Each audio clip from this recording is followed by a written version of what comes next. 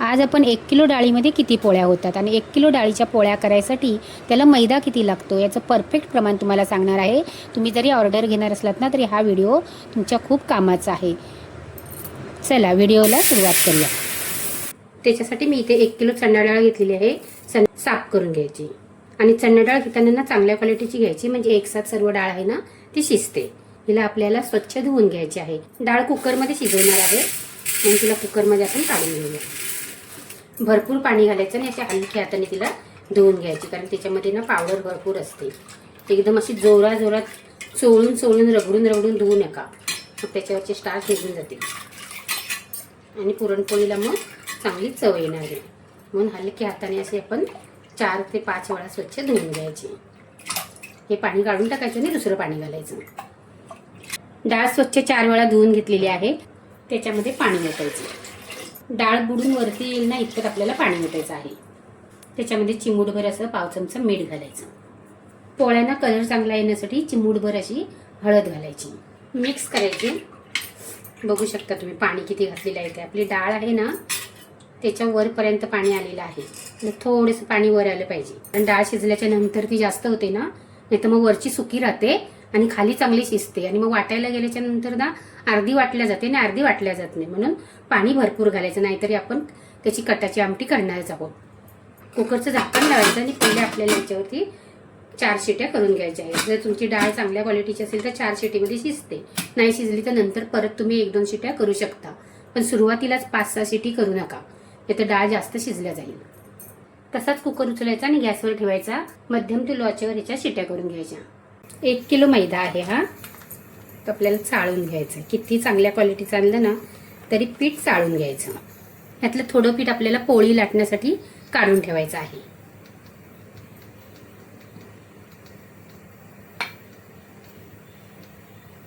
जेवढं आपण पोळी लाटायसाठी पीठ काढून ठेवलेलं आहे ना तेवढंच आपण याच्यामध्ये गव्हाचं पीठ घालणार आहोत. ह्या कपाने मैदा काढून ठेवलेला आहे, त्याच कपाने इथे मी गव्हाचं पीठ घेतलेलं आहे. गव्हाचं पीठ पण आपल्याला चाळून घ्यायचं आहे. म्हणजे आपलं हे 1 किलो पीठ आहे, त्याला पण आपल्याला चाळून घ्यायचं. त्या ताटामध्ये मळता येणार नाही ना, म्हणून परातीमध्ये ओतून काढलेलं आहे. गव्हाचं पीठ घातलेलं आहे ना, मग पीठ चांगलं व्यवस्थित असं मिक्स करून घ्यायचं. पिठाला मिठाची चव येणार नाही ना, असं याच्यामध्ये मीठ घालायचं आहे. म्हणजे छोटा अर्धा चमचा पण इथे मीठ घालायचं आहे. मिक्स करून घ्यायचं. थोडं पाणी घालून पीठ भिजवून घ्यायचं. एकसाथ पाणी घालू नका. पोळीला कलर चांगला येण्यासाठी त्याच्यामध्ये 2 चिमूटभर अशी आपल्याला हळद घालायची आहे. माझी घालायची राहिली, मी आता ही पाण्यात घालते, म्हणजे सर्व पिठाला व्यवस्थित अशी लागली. थोडं पाणी घालून पीठ मळून घ्यायचं. एकसाथ पाणी घालू नका. एकसाथ पाणी घातलं ना पातळ होईल. आपल्याला ह्याला मळून पातळ करायचं आहे. पाणी टाकून पातळ करायचं नाही आहे.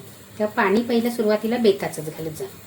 पाण्याचं प्रमाण आहे ना ते मैद्याप्रमाणे लागतं. कधी मैदा कुठून आपण आणणार ना तर कधी जाडसर असतो, मग पाणी जास्त लागतं, कधी कमी लागतं. म्हणून पाण्याचं प्रमाण धरू नका. जरी मी आता 1 किलो मैदा मळत असले तरी शेवटी तुम्हाला व्हिडिओच्या शेवटी तुम्हाला मैदा किती लागला ना ते मी सांगणार आहे.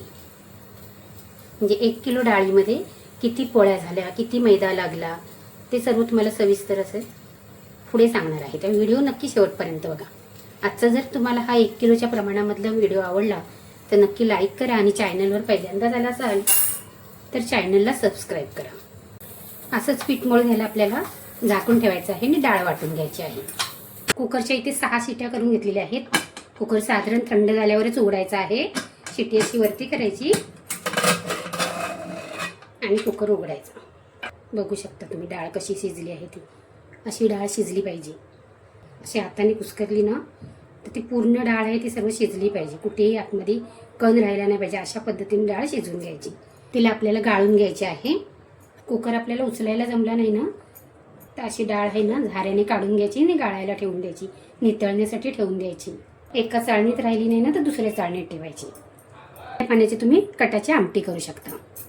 डाळीतलं पाणी चांगलं आहे ना नितळून घ्यायचं. चांगलं नितळलं ना की मग पुरण बनवताना घट्ट होताना वेळ लागत नाही. पण डाळीतलं पाणी चांगलं काढायचं. पण चांगलं काढायच्या नादात डाळ आपल्याला थंड करायची नाही आहे. साधारण गरमच पाहिजे, म्हणजे त्याच्यामध्ये गूळ आहे ना पटकन वितळतो. कुकरमध्ये आपल्याला ना मिक्स करायला जमणार नाही चांगलं, किंवा तुम्हाला दाखवायला जमणार नाही. म्हणून मी इथे मोठ्या भांड्यामध्ये डाळ ओतून काढलेली आहे. तुमचा जर कुकर मोठा असेल ना तर तुम्ही कुकरमध्ये तशी पहिली सुरुवातीला तिला ना मॅश करून घ्यायची, म्हणजे चांगली घाटून घ्यायची. 1 किलो डाळीसाठी इथे मी 800 ग्राम गूळ घेतलेला आहे.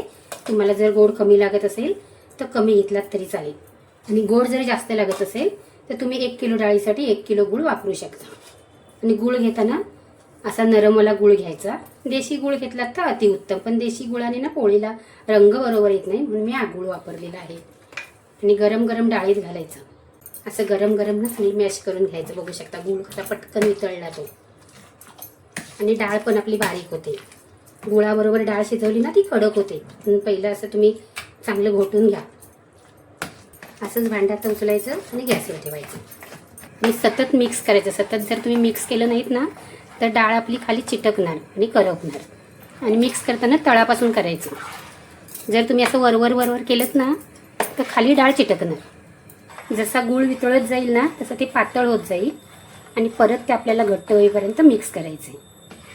डाळीला कड यायला लागला ना की ते शिंतोडे उडतात आणि हात भाजतो, म्हणून ना असं लांब दांड्याची पळी किंवा पलिता घ्यायचा डाळ मिक्स करण्यासाठी.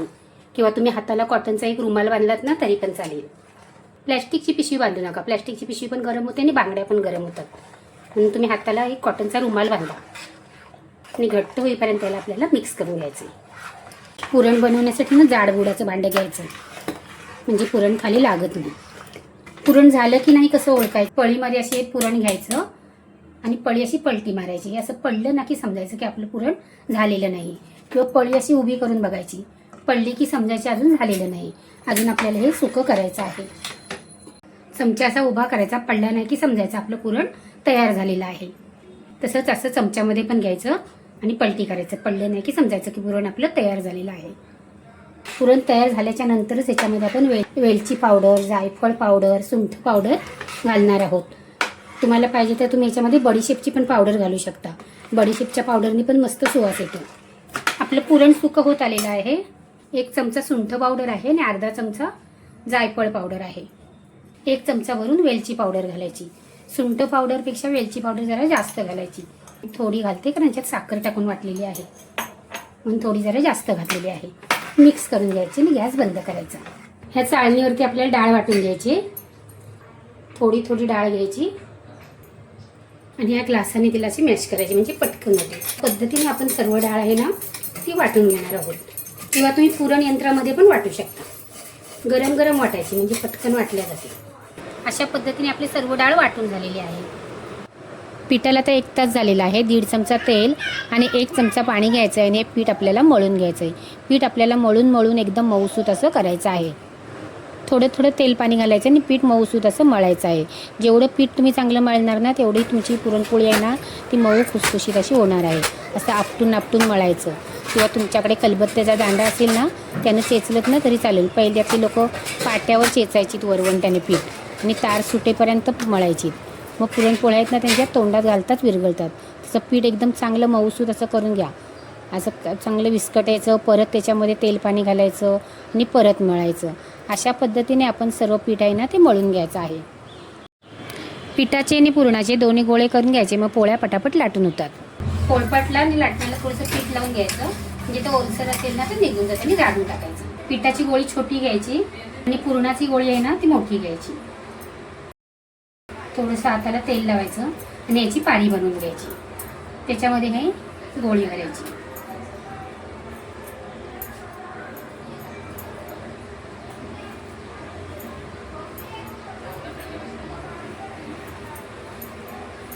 त्या अंगठ्याने पीठ असं वरती करत जायचं.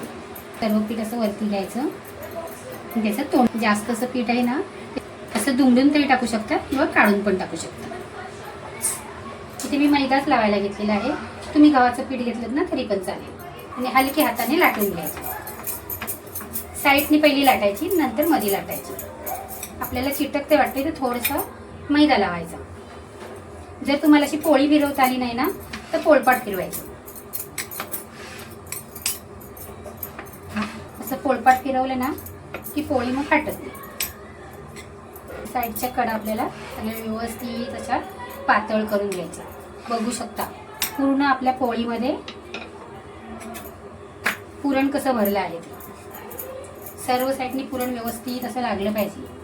ती हाताने लाटून घ्यायची. जास्त जोर देऊन रगडून लाटायची नाही. तव्याला थोडंसं तूप लावून घ्यायचं जेणेकरून आपली पोळी आहे ना ती चिटकू नये. आणि गॅस आधी बारीकच ठेवायचा. पूर्ण साईडने सर्व चांगली शेकली ना की नंतरच आपण तिला पलटी करायची. तोपर्यंत आपण दुसरी पोळी लाटून घ्यायची. एक पोळी म्हटल्याच्या नंतर तूप हे पाहिजेच. बघू शकता कशी टम्म अशी फुलली आहे ती. तिला पलटी करायची आणि खरपूस भाजायची एकदम. साईडच्या कडा आहेत ना त्या पण चांगल्या अशा हलक्या हाताने दाबून शेकून घ्यायच्या. पोळी काढायची आणि बटर पेपरवर किंवा जाळीवर टाकायची. जर तुम्ही तूप लावत नसाल ना तर कॉटनच्या कपड्यावर घातलीत ना तरी पण चालेल. म्हणजे हवा गेली ना की शेतवत नाही. अशा पद्धतीने आपल्या सर्व पोळ्या आहेत त्या करून झालेल्या आहेत. माझ्या इथे 50 पोळ्या झालेल्या आहेत. आपल्या 1 किलो डाळीमध्ये ह्या मध्यम आकाराच्या, एकदम लहान पण नाहीत एकदम मोठ्या पण नाहीत, अशा 50 पोळ्या तयार झालेल्या आहेत. पण 1 किलो मैद्यामध्ये 50 पोळ्या तयार नाही झालेल्या आहेत. त्याच्यासाठी मला 1.25 किलो मैदा लागलेला आहे. 1 किलो डाळीसाठी 1.25 किलो मैद्याचं परफेक्ट प्रमाण आहे. एवढ्या मध्यम आकाराच्या पोळ्या तयार होतात. एकदम मोठ्याही होत नाहीत आणि एकदम छोट्याही होत नाहीत. आपण रोजची चपाती खातो ना त्याच्यापेक्षा थोड्या जरा मोठ्याच असतात. आजचा जर व्हिडिओ आवडला तर नक्की लाईक करा आणि चॅनलवर पहिल्यांदाच आला असाल तर चॅनलला सबस्क्राईब करा.